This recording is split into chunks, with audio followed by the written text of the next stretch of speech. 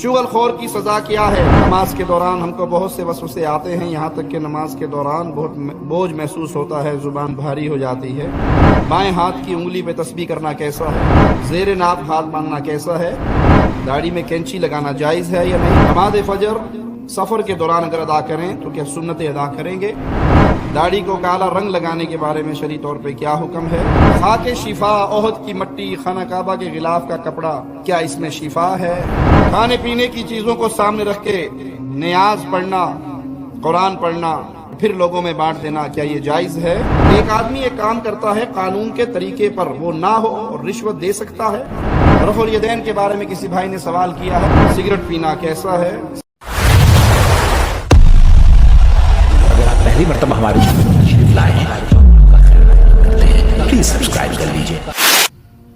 چغل خور کی سزا کیا ہے؟ پیارے حبیب علیہ الصلوۃ والسلام ایک قبر کے پاس سے گزرے، فرمایا اس قبر والوں کو، دو قبروں کے درمیان سے گزرے، فرمایا ان دونوں کو عذاب ہو رہا ہے، اور عذاب کسی بڑے گناہ پہ نہیں، یعنی یہ اس گناہ کو بڑا نہیں سمجھتے تھے، معمولی سمجھتے تھے۔ ایک چغل خور تھا اور ایک پیشاب کے چھینٹوں سے نہیں بچتا تھا، تو یہ دونوں گناہ ایسے ہیں جس کی سزا کی خبر ہمیں پیارے حبیب علیہ الصلوۃ والسلام نے دی کہ قبر میں ان کو عذاب ہوتا ہے۔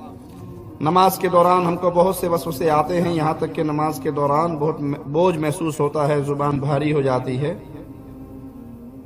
ایک تو آپ وضو کر کے جلدی مسجد میں آئیں، آ کے سنتیں ادا کریں، قرآن پاک کی تلاوت کریں اور اللہ سے دعا کریں، اور کثرت سے لا حول ولا قوت الا باللہ اس کی تسبیح کریں، اس کا وظیفہ کریں۔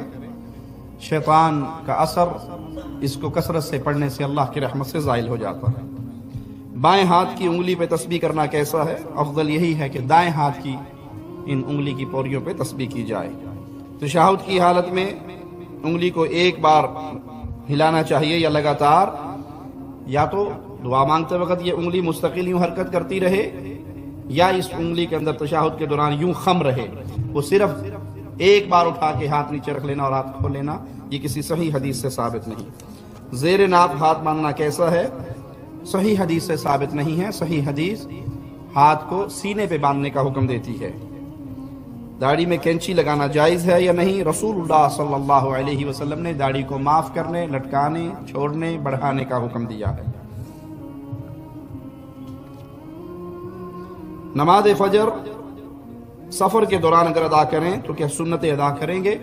فجر کی سنتیں اور وتر کی نماز پیارے حبیب محمد کریم صلی اللہ علیہ وسلم نے سفر اور غیر سفر دونوں میں ادا کی ہے۔ داڑھی کو کالا رنگ لگانے کے بارے میں شرعی طور پہ کیا حکم ہے؟ جنت کی خوشبو سے محروم ہے وہ بندہ جو داڑھی کو کالا سیاہ رنگ، ایک تو رنگ ہے بنی رنگ ٹائپ جو نہ کالا سیاہ ہو جیسے کبوتر کا پوٹا ہوتا ہے کالا، اور نہ وہ بالکل لال ہو، درمیان کا ایک رنگ بنی رنگ جسے کہا جاتا ہے، براؤن کلر، وہ لگا لے، بالکل کالی سیاہ نہ کرے۔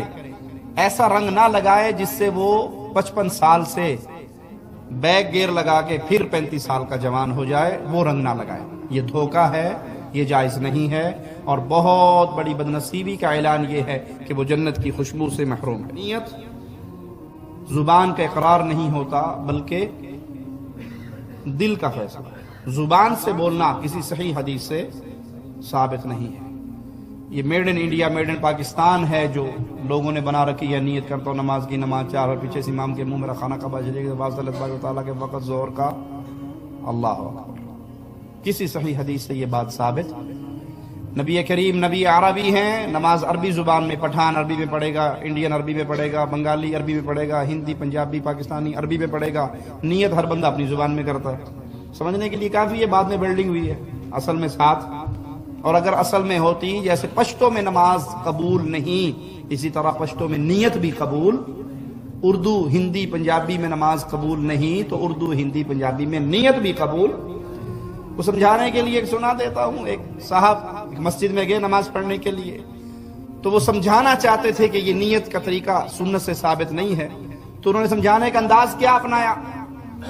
جب نماز کے لیے سب نے ہاتھ اٹھا کے نیتیں شروع کی نا، نیت کرتا ہوں نماز، اس نے ذرا اونچی آواز میں نیت شروع کی، نیت کرتا ہوں نماز کی، نماز 4 پیچھے امام کے منہ میں رکھانا کا واحد واسطہ اللہ تبارک و تعالیٰ کے وقت ظہر کا رکعت 4، ادھر کوئی سعودی کھڑا ہے، ادھر کوئی بنگالی کھڑا ہے، اوپر چھت ہے، آگے امام ہے، پیچھے کوئی نہیں، اللہ اکبر، سلام پھیرتے اس کو پکڑ لیا لوگوں نے کہ بے وقوف تو نے نیا کام کیا آج، یہ کون سی کتاب میں لکھا ہوا ادھر سعودی کھڑا ہے، ادھر بنگالی کھڑا ہے، اوپر چھت ہے، نیچے فرش ہے، آگے امام ہے، پیچھے کوئی نہیں، یہ تو ہم نے پہلی دفعہ سنا ہے۔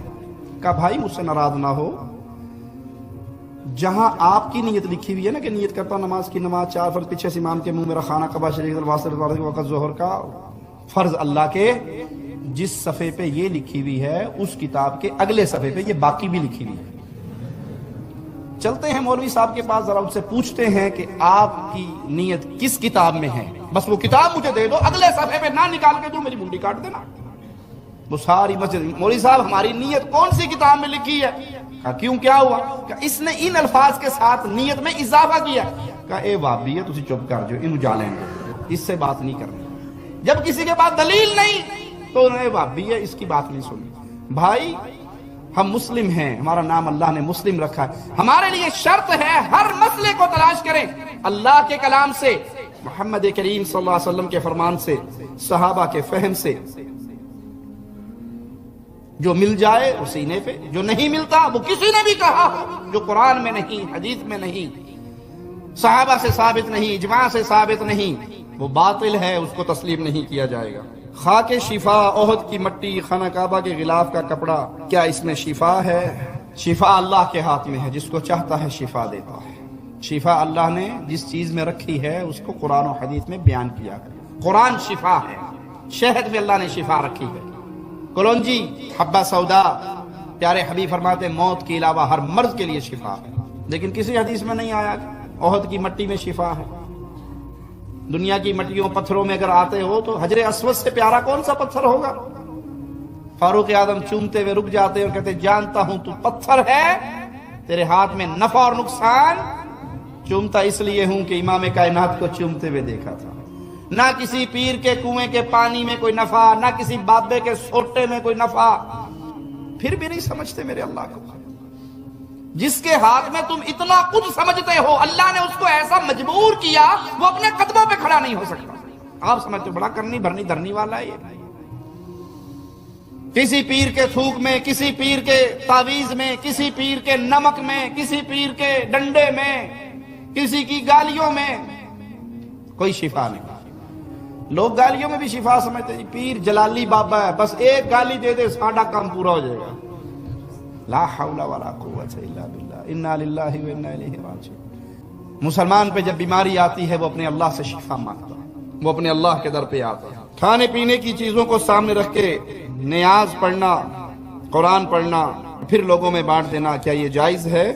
قطعا ناجائز ہے، اور اس کو ناجائز کہیں گے تو کئی لوگوں کو ہضم نہیں ہوگی ہماری بات۔ دیکھو جی کیا عجیب بات کر دی، قرآن پڑھ رہے ہیں کھانے پہ آگے رکھ کے، یہ ناجائز کیسے ہو سکتی ہے؟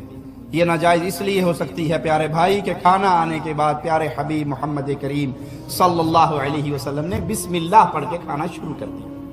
اگر آپ نے کھانا سامنے رکھ کے سورۃ یاسین پڑھی ہوتی، سورۃ ملک پڑھی ہوتی، ختم دیا ہوتا، فاتحہ پڑھی ہوتی تو ہم بھی دے لیتے۔ اگر آپ نے یہ عمل نہیں کیا، اور اللہ کی قسم کسی صحیح حدیث میں نہیں کہ آپ نے کھانے کو سامنے رکھ کے چاروں کل پڑے ہوں، لوگوں نے بنا لی۔ وہ کہتے ہیں کہ مولوی صاحب آئے، کسی کے گھر بچہ پیدا ہوا، کہا جی میرے بیٹا پیدا ہوا ہے، کان میں اذان دے دیجئے۔ انہوں نے آ کے کان میں اذان دی، اذان کو اللہ اکبر سے شروع کر لیا۔ اذان دے کے فارغ ہوئے تو وہ بچے کا باپ کہنے لگا مولوی صاحب درود شریف نہیں پڑھیا، صلاۃ و سلام نہیں پڑھیا، کہ اللہ اکبر تو نماز شروع کر لی۔ کہتا بے وقوف، یہ سپیکر تے نہیں تیرے منڈے دا کان ہے، یہ کوئی سپیکر ہے مسجد کا؟ انہوں نے کہا مجھے آج سمجھ آ گئی ہمارا دین وہ ہے جو سپیکر ہو تو کچھ اور ہوتا ہے، اور بچے کا کان ہو تو کچھ اور ہوتا ہے۔ یہ کھانے پینے کے ڈھونگ ہیں جو مولویوں نے بنا رکھے ہیں۔ ایک رکعت میں کتنے سجدے ہیں؟ 2۔ کوئی تیسرا سجدہ شروع کر دے، گناہ ہوگا یا ثواب؟ وہ تیسرے سجدے میں کرے گا تو دعائیں نا، اللہ کی تسبیحات ہی بیان کرے گا، پھر گناہ کیوں ہے؟ اضافہ ہے اسلام کے اندر، شریعت کے اندر، اور شریعت اکمل شریعت ہے، سپرلیٹو ڈگری ہے اکمل۔ اس میں ایک قطرے کی بھی اب اجازت نہیں، گنجائش نہیں، ایک قطرہ ڈالو گے تو نکل جائے گا۔ اسلام پورا ہو چکا ہے، اگر یہ طریقہ اسلامی ہوتا، محمدی ہوتا، پیارے حبیب علیہ الصلوۃ والسلام سے ثابت ہوتا، آپ کر کے جاتے، صحابہ اس پہ عمل کرتے، احادیث کے اندر موجود ہوتا، مسلمان قیامت تک اس پہ عمل کرتے رہے۔ ایک آدمی ایک کام کرتا ہے قانون کے طریقے پر، وہ نہ ہو اور رشوت دے سکتا ہے۔ دیکھیے ایک کام وہ ہے جو آپ کا حق ہے اور آپ کو حق لینے کے لیے بھی پیسے دینے پڑتے ہیں۔ مثال سمجھ لیں، آپ نے بجلی کا میٹر لگوانا ہے، آپ کا حق ہے، آپ کے گھر میں بجلی ہو، کھمبا آپ کے پاس موجود ہے، قانونی دائرے کے اندر رہ کے آپ کو بجلی لگوانا، تار لگوانا، میٹر لگوانا حق ہے۔ لیکن لائن مین کہتا ہے جی 1000 روپے کی پتی لگے گی تو کچھ ہوگا، وگرنہ کاغذوں کے اندر تو تار ہی نہیں ہے باپڈا کے پاس، آپ ہماری جیب بھرے، ہم اپنی تار لگا دیں گے۔ اب آپ کو اپنا حق لینے کے لیے مجبوراً دینی پڑ رہی ہے، اس میں گناہگار وہ ہے جو لے رہا ہے۔ لیکن ایک یہ ہے کہ آپ کسی کا حق مار دیں، آپ کے بیٹے کے نمبر اچھے نہیں ہیں، آپ کو پتا ہے بیٹے کا فلاں دوست وہ اچھے نمبروں والا ہے، اس کے پیپر اس کے نام سے چینج کر دیں اور کلر کو آپ 2-4 ہزار لاکھ جتنا بھی ڈن ہو جائے دے دیں۔ کسی کا حق مارنے کے لیے اگر دو گے تو آپ مجرم ہو۔ آپ کو اپنا حق لینے کے لیے اگر دینا پڑے تو وہ لینے والا مجرم ہے، آپ نہیں۔ واللہ اعلم۔ رفع الیدین کے بارے میں کسی بھائی نے سوال کیا ہے، یہ رسول اللہ صلی اللہ علیہ وسلم کی سنت ہے، آپ نے نماز کی ابتدا میں رفع الیدین کی، رکوع میں جاتے ہوئے کی، رکوع سے سر اٹھاتے ہوئے کی، اور 2 رکعت پڑھ کے جب تیسری کے لیے کھڑے ہوئے تب کی، اور یہ تمام روایات صحیح احادیث سے ثابت ہیں، صحیح بخاری کے اندر، صحیح مسلم کے اندر اور باقی کتاب احادیث کی کتب کے اندر موجود ہیں۔ اور جو نہ کرنے کی ہے وہ صحت کے درجے کو نہیں پہنچتی۔ سگریٹ پینا کیسا ہے؟ سگریٹ حرام چیز ہے، خبیث ہے، اور خبیث کو اللہ نے حرام کیا ہے۔